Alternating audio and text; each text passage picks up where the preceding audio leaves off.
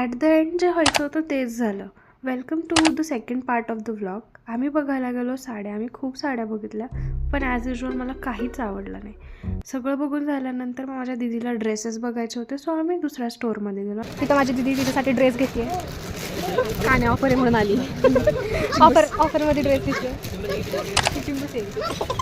मी आले होते स्वतःच्या शॉपिंगला, पण तिथे माझी दीदी शॉपिंग करते आणि मी तिच्या लेकरांना सांभाळते. मोठ्या बहिणींचा एक भारी असतो, स्वतः फ्री राहायचं आणि मावशीला असं ड्युटीवर लावायचं. आणि ह्यांची मस्ती काही थांबतच नव्हती. दोघं इकडून तिकडं अख्ख्या दुकानात पळत होते आणि मी त्यांच्या मागं पळत होते. शॉपिंगला आलो आणि पाणीपुरी खाल्ली नाही असं होईल का? मग आम्ही आलो पाणीपुरी खायला. दिवसभर खाऊन पिऊन आणि हिंडून फिरून मी काही न घेता हात हलवत तसेच परत घरी आली आहे. खूप फिरले, खूप काय काय बघितलं, पण मला काहीच आवडलं नाही. सो मी तोंड घेऊन ॲज युजल आहे तशी आली आहे.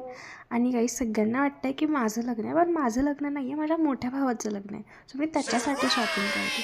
सो येस, असेच ब्लॉग्स आता येत राहतील. मी खूप शॉपिंगला जाणार आहे, खूप काही गोष्टी आहेत. सो मला फॉलो करा आणि लाईक करा. बाय.